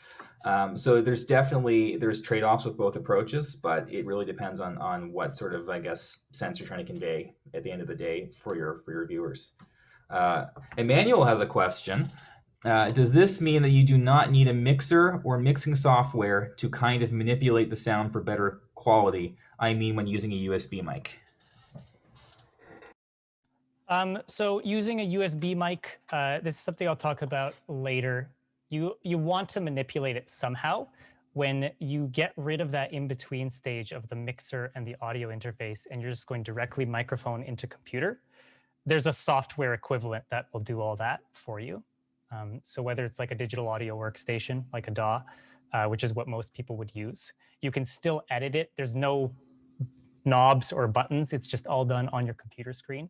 But it is possible to take that USB microphone or any microphone going into your computer and change it using your computer software. I hope that helps a little bit. We could talk more about that too later, I think, when I get to that sort of stage. Yes, Andrew was talking about room mics. Those are very popular, especially in the classical music world. So if I take you into the music room here for a sec, where's my music room? I think I've, oh, I know what I'm doing. Here we go. There's too many buttons. You might want to stop screen sharing as well, just so that it's full screen. Thank you. Yeah. Thank you very much. So if I take you here now into the music room, very dimly lit. Right now, we only have the stage lights. The importance of lighting here, that looks very dramatic and nice, which is beautiful, but the spotlights are what really make the kind of big difference. So that's what the music room would look like typically if you were in there for a performance. We could get a little bit more light into there, but generally we kind of keep them at that, which is a 75%, I think, the spotlights. And if I can move my camera here, you can kind of go on a trip. I'm over here, actually. There's the door right through there is the door that's right behind me. But room mics, if my camera will tilt, there we go. So right up there, we have 2 condenser microphones. So remember I said they don't always look like those sort of broadcast microphones you'll see in a podcast or in radio. These are just 2 pencil condensers, obviously called pencils because they look like pencils. And this is what we use to capture just very basic room sound. So they're not really close to the piano, but what their purpose is to capture the sound of the room itself. So they are quite a distance away and high above. And the further away you get from that piano, the more of that room sound you're going to get. If you're right up at the piano, you're going to get a lot of direct sound from the piano, which is called close miking, which is really nice for certain settings, like in a sort of rock or even jazz settings, you'll have that kind of more intimate feeling with the piano. Whereas in classical, typically you'd have the microphones further away because you're recording not just the instrument, you're recording the space that it's in as well. So typically in classical recordings, you won't see microphones right in front of everyone. They'll always be kind of further back to capture more ambiance. I just noticed I never leveled this camera. It's not level, it's mildly irritating, but I'll deal with it. So yes, those are the 2 microphones that are just always in the music room at any given time, really just set up so that we could very easily record what's going on there. Every production is different and requires different kind of miking to work. Okay, so let me jump back to this PowerPoint here. We talked about microphones and polar patterns, and then how to connect them, which is great. This is the fun part, is if you've found a nice microphone that you really, really like, you might have to buy 2 of them, because Andrew mentioned it at the beginning, is if you really want an optimal kind of stream, you want to stream in stereo and not mono. This microphone that I'm wearing right now is mono. Every microphone produces 1 mono signal. But if you want to have stereo where you can actually have a kind of difference between the left and right speakers or headphones or whatever, you would need 2 microphones to make that happen. So that's why in the music room we had 2 microphones set up as the room mics. Stereo recording, it's far superior. If you're able to do it, it's great. For certain applications like voice, you might not necessarily want it. You might want a mono signal. Let's say the actor moves to stage right. All of a sudden you can only hear them in, I guess it would be your left headphone. And you might not necessarily want that. So in that case, you'd want a mono signal. But instruments, especially acoustic instruments, to really capture their kind of nuance and their true sound, you're going to want to record in stereo. So even if we were to close mic the piano here in the music room, we would put 2 microphones up in front of it. And then you can combine that as well with the room microphones. Very technical, but when you have 2 microphones, there's different ways of orienting them. There's a really nifty little thing. Here, I have to switch to there. There is this bar, a stereo bar. So it'll hold 2 microphones, and you can kind of adjust them if you want them to point in the same direction, which is A, B, or if you want them to kind of point further away from each other, you can make adjustments like that. And those are all the different sort of orientations that you can use, each of them giving a different kind of character and flavor to the sound. So yes, if possible, record in stereo. Zoom has a warning, I believe, last time I checked, is I think it automatically goes to mono. But if you want to output in stereo, you're able to, but it says this will increase the CPU usage for everybody. So you're outputting more information by having stereo. And so that's going to put more stress on your computer and on the computers of the people who are receiving that signal. Plus side, audio output in terms of how much data you're actually outputting is tiny compared to video. So everyone's computers and devices at this point will be able to handle a stereo signal. So if possible, go for stereo. We talked a little bit about direct sound versus room sound. If the room sounds great, that's where you really want to capitalize on that. If you're dealing with a lot of extra noise from the road, let's say if you have windows, you're hearing motorcycles, and I know in Toronto, the subway was a big one, trains over here. Then you want to get more of a kind of direct sound. So you want to put those microphones closer to reject that sound that's coming from all around you and just focus in on what's actually making that sound. And then some standards. So yes, we said stereo. Andrew mentioned this one. In general, it should be 48 kilohertz and 128 kilobytes per second is how much data you're outputting, which is not that much. I think MP3s were 320 kilobytes per second or so. And one small addition here, YouTube wants 160 kilobits per second. Yes. So it'll depend on the platform. Yeah, exactly. It can go anywhere from 128 to around 320 or so. And I always say kilobytes, it's kilobits per second. Yeah, smaller than a byte. Some places or some platforms will stream at 96 kilobits per second. So the lower the bit rate, the kind of less quality you have. But I think we all discovered with MP3s, when MP3s became a thing, it's really difficult sometimes to actually discern MP3 versus CD quality. There's so many factors that go into that. So read the suggestions from whatever platform you're on. I think I got this number from Facebook. This is what Facebook recommends. But they do say they will take up to 320, I think it was. CD quality by comparison was like 1100 kilobits per second or so. I remember doing a blind test a while ago of CD quality recordings versus MP3 recordings. And I will shamelessly say that I failed, along with about 93% of the other people who took the test.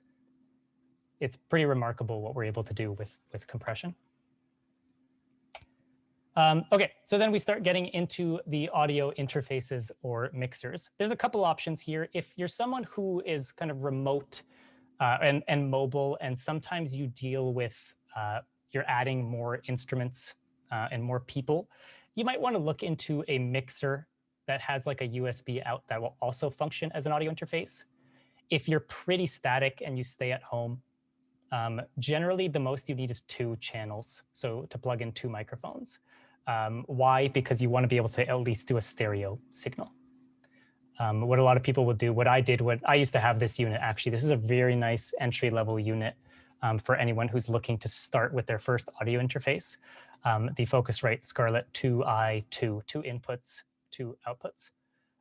One, I would plug my guitar in like directly into the unit, and then the other one a microphone, and you can sing and play guitar. But like Emmanuel said, in that case, you'd want to get some software that's going to help you manipulate that sound. Because you'll notice with the interface, there's no buttons.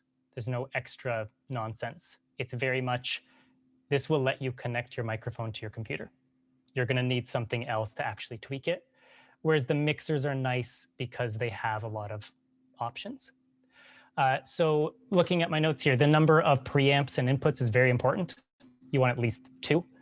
If you want high quality preamps, which are kind of, they let you, what they do is they amplify the signal from a microphone. And if you want ones that do that really well and cleanly and don't make a lot of noise, they're very expensive. They could be hundreds and hundreds of dollars for a single one, even thousands.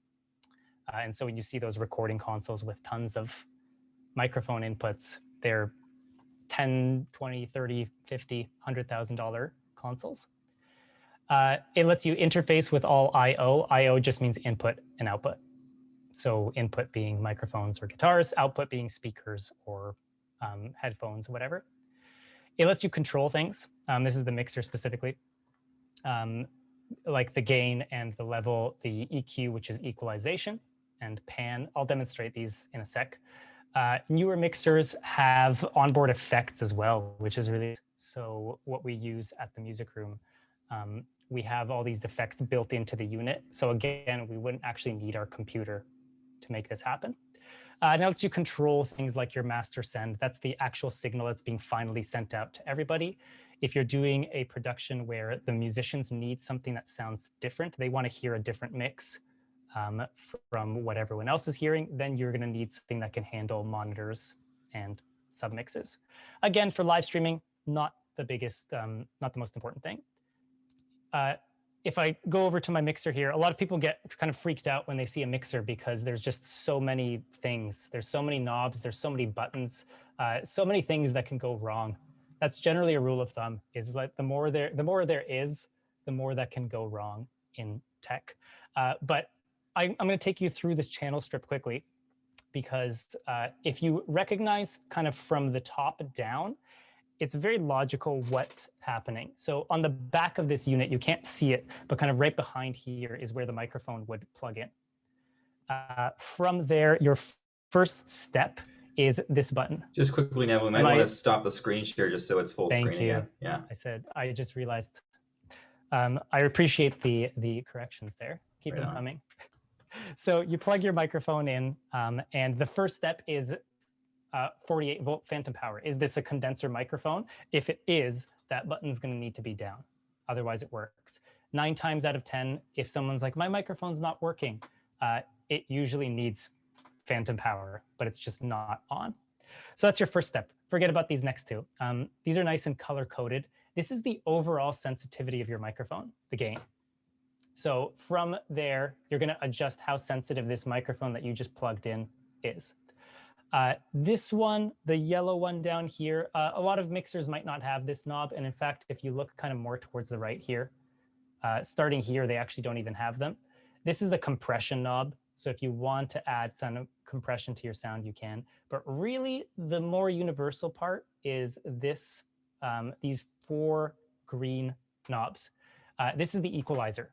So let's say you have a sound that is really boomy and the bass is just too much. It's kind of muffling everything. You're going to roll down the, I'm trying to do this upside down, roll down the low frequencies. Let's say you wanted to brighten up a sound a little bit. You're going to kind of take the mid highs and the higher frequencies and maybe kind of boost them a little bit. This is basically adjusting the volume of specific frequencies. So if you roll all of these down, you're just going to get this horrendous muffled sound. If you roll them all up all the way, you're going to end up with something that's really harsh and bright and tinny. From there, you have your pan, which is this blue knob here. If we have one microphone, just always in the center. This is pan means where you're sending the signal. Is it going left to right? So if you have two microphones working together, you send one of them to the right, one of them to the left. And then there's your stereo signal. It takes up these two channels. So that's pan. The white knobs, again, those are effects. We're not going to work too much. Oh, sorry. The red knob is pan. I'm just seeing things weirdly here. These are just for reverb, actually. And this is for additional effects if you have kind of delay and everything. So again, most mixers, not all of them are going to have this, but almost all of them are going to have pan. And that's where we set up our kind of stereo signal. The very last stage, once you've taken that sound in, you make sure it works, you've adjusted the volume of it, you've equalized it so that it sounds pleasing, you're sending it properly to the left or right channel, you finally adjust how much of that signal is actually making it to the final product. And that's where the mixer comes in. And when you're mixing something, let's say microphone 2, oh, that guitar is a little bit too loud. I'm just going to kind of bring that guitar down a little bit and bring the voice up. So if you understand kind of vertically one of these channels, you can see it's labeled 1 on the bottom. If you understand channel 1, you understand channel 2, 3, 4, 5, 6, 7, 8. This one has up to 12 channels and so on. So if you get a chance to play around with a mixer, highly recommend it, and just focus on learning what all those different parts of that one little strip are, that vertical strip. And that's going to teach you actually quite a bit on how to make a nice mix. Oh, I should show actually here for a second, if we do my behind the scenes view. Here we are. The mixer we use now is up here. That's it. So this one has a lot more inputs and a lot more outputs too, so we can connect more speakers if we wanted to. It has 20 microphone inputs. For your live streams at home, you'd have to be doing something pretty remarkable to have 20 microphones, so you don't have to worry too much about that. The thing I will point out is this is a digital mixer, so you'll notice it has doesn't have all those knobs and buttons, because all those knobs and buttons are actually controlled through an app on, where are we? There we go. An app on the iPhone. So that meter you're seeing is actually me speaking into the microphone right now. Digital mixers are great because there's less parts, less things that can break, and they're generally cheaper to produce because there's a software side to things. Okay, let's go back to here. Share my screen one more time. We are approaching the end here. If there are questions, feel free to ask. The connections you'll start to see a lot more too when you start dealing with audio interfaces and going out into speakers and guitars especially, are these cables. This looks like just your general cable that you'd plug into your phone, but it's bigger. So the one you'd plug into your phone is an 1/8 inch diameter, and this one is a 1/4 inch, so it's bigger. You can always identify them. This is called a TS connector. So the 1/4 inch is kind of the size. And then the TS stands for tip sleeve. You can see there's the tip of the connector. There's a black ring, and then there's the sleeve. And those are actually doing two different things. Those two parts of the connector serve two different purposes.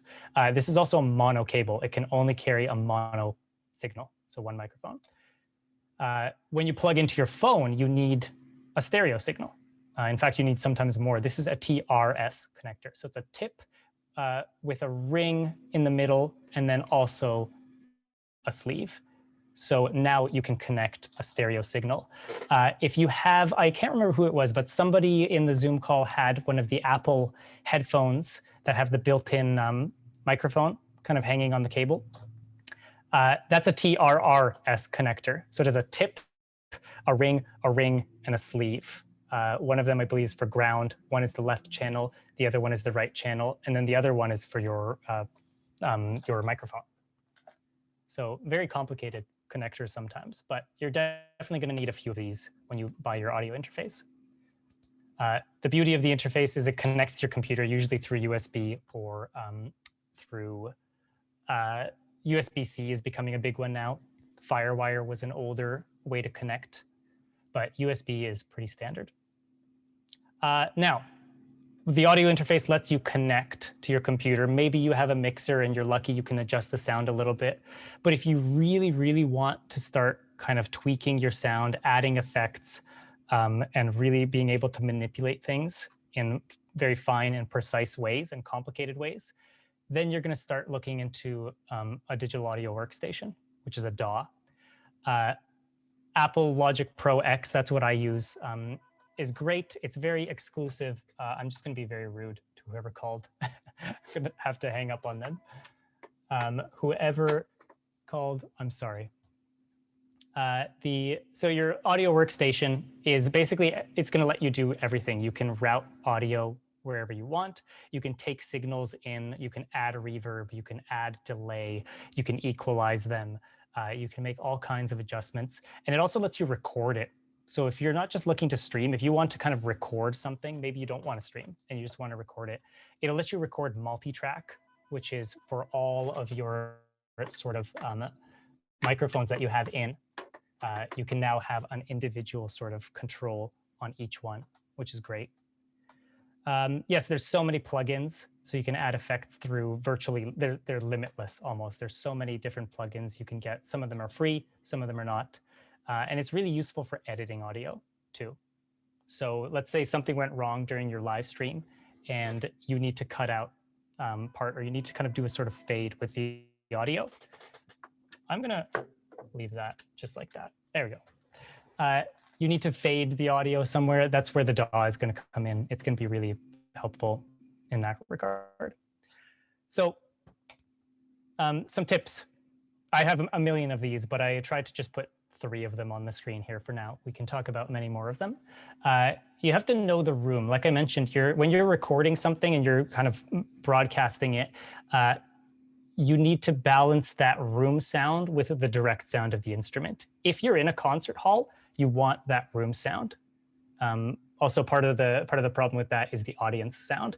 If you have really noisy audience members, that can be an issue. But you want to capture that ambiance and the reverb and that sort of thing. If your room is really kind of small and doesn't sound too great and you're dealing with a lot of extra noise, you want to isolate that sound kind of as much as possible. So get a microphone that's really directional, it's only pointing one way, and put it kind of closer to your sound source. Very different quality than like a room sound, but really helps you cut down on any noise you might be dealing with. Recognize any roadblocks. Like we said, when we have all this gear, but ultimately we're running it through Zoom, and Zoom is not designed to handle this sort of equipment or really let it kind of work as well as it can. A lot of these kind of conferencing platforms like FaceTime and Zoom and Microsoft Teams and everything, they have built-in audio treatments that make it really easy for us to communicate with each other, but aren't necessarily musical. So there's things like noise gates and feedback suppressors, and then you start dealing with latency, like if you hear that kind of delay in audio. Data caps, some people might not have internet capabilities that can kind of keep up with what you're broadcasting. So I can't really demonstrate on Zoom because it's built in, but if I jump to my audio mixer here, if I had I'm gonna unplug this guy. I thought I changed it.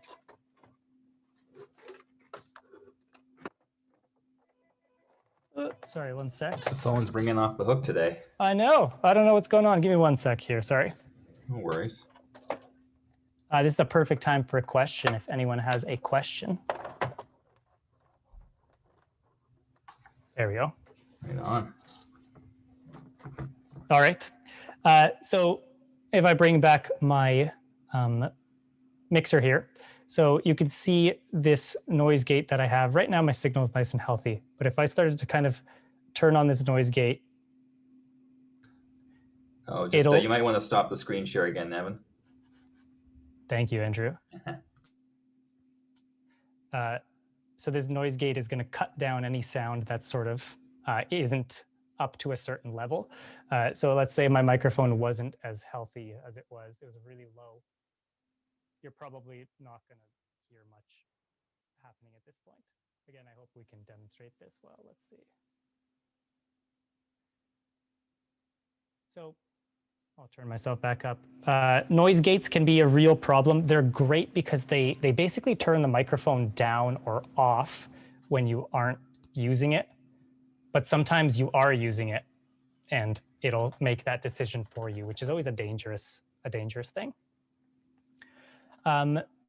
Yes, and then finally, the last note I had was monitoring. I'm not going to share the screen there. So try to stop saying, "Can you hear me?" If you're monitoring your signal and you know that there's a signal going out and you can hear it for yourself, then you shouldn't even have to ask that. You should just be aware that people are getting it. It always comes off as a bit unprofessional sometimes, but we have to kind of break that habit, and you need the technology to do it. I remember when Zoom first came out and we were teaching, the fact that I couldn't hear myself in my own headphones was driving me crazy. I felt like I always had to like scream and talk louder, and I was losing my voice by the end of a full day of teaching because I just couldn't hear what was going on in my headphones. Yes, so that's audio in a nutshell. And the ultimate goal here, remember, is that you have these different signal paths and you're combining them together to create the stream. They're both sort of equally important when it comes to delivering your product online. You can't neglect one for the other. Amazing. Well, thank you very much, Neven. That was great. Well, thank you. It's funny, when you try and time out these workshops, you never know how long things are going to take. And we're kind of at the end of the time we sort of had allotted for this. So I don't think we'll be able to do the demo of the streaming software that we planned. But this is a great time for questions. And if anyone does have any follow-up after the workshop, please let us know. I'm going to put my email address in the chat. And if Neven wants to, he can as well.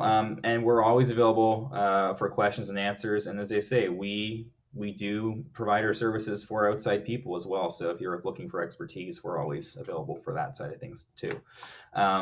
But yes, if there's any questions. I see Jack has a question in the chat. Does the PTZ controller have to match the make of the PTZ camera? The answer is sometimes yes. You're guaranteed to get good results if you use the same manufacturer's controller as the camera, but there are also third-party manufacturers like Scarhage. I'm going to type that in the chat because it's a strange name to pronounce. Scarhage that make third-party controllers that are widely supported, but your mileage may vary. Mary asks, how to synchronize audio and video. Well, that's, I guess, Neven, do you want to field that? It kind of depends on what you're doing. Ultimately, for us and for a lot of people, it happens in OBS or whatever your broadcasting software is, unless the workflow has changed since I last saw. But that's typically, you have to have this kind of point where they come together. And yes, you're right. Sometimes they don't come together perfectly. And you have to do manual tweaks and adjust, you're going to delay your audio by 40 milliseconds, and that will put it in line with your video. For us, it's done in OBS. I think all those softwares you mentioned, Andrew, should be able to do that, vMix and everything. Yeah. For the most part, I think it's pretty reliable if your gear is speaking together. If it's all speaking the same language, it should be pretty reliable that it's in sync. Absolutely. Amazing. And Simon, I think you had a couple of questions. A very quick question. You were talking about stream keys, Andrew. Do you get a separate stream key for each stream you do, or is it a thing that you use for every stream? It depends on the platform. Facebook, for example, will issue you a new stream key for every single broadcast you do, whereas YouTube will give you one stream key that you use for every broadcast you do, and you just keep recycling it. So it really depends on the platform. And the other thing I wanted to ask is, with Vimeo, I always see Vimeo embedded in sites. Is Vimeo, is that because of what you said about Vimeo is less known, so people are less likely to go to a link? That's one of the reasons. I mean, one of the reasons is, of course, that with Vimeo, you can customize the appearance of the video player that's embedded, so you can make it match the look of your website a lot better. That's one of the reasons why people use Vimeo. So it's just nicer to embed Vimeo than it looks better than embedding YouTube. Exactly. Yeah. Got it. Thank you. No problem. If there's any other questions, everyone's saying thank you in the chat, which is lovely. As I say, I wish we'd had time to get to the software demo, but you know, we always the best laid plans and so forth. And if anyone wants a demo or has questions or wants a walkthrough, we can do that at another time. Or I'm happy to take the time. Yeah. Anyone else? Anybody else? I think, Andrew, we mentioned that we'd leave with one kind of piece of wisdom for everyone, and it's hard to summarize everything. It can be a very complicated thing. I think the best piece of advice I can offer people is you have to try it, and you can try it privately. Like, you don't have to, when you stream, especially on YouTube, you don't have to instantly stream out to the world. You can run your own private streams, and this is a great way to test things and be hands-on. Yeah. It'll be a learning experience. There will probably be failures. There will be success. We've had our fair share of both in the whole process. But ultimately, it's at some point you just have to kind of try it and see what it's like. Absolutely. I think that's the key. You nailed it. That's a great tip, and that's actually encouraging. That's very nice. Andrew, Neven, thank you so much, both of you, for this afternoon. I've learned a lot, and it's been really wonderful. Again, you two, we're very lucky to have you both, and thank you for sharing so much today. Thank you for everybody who joined in, and I think we will leave it there. Our brains have been filled with interesting knowledge. Bye for now, everybody. Thank you so much. All the best, everyone. We've got lots more great concerts coming up this coming week. Visit our website for more info. And until next time, hopefully we'll see you at a live stream or at the music room. All the best. Thanks, everyone.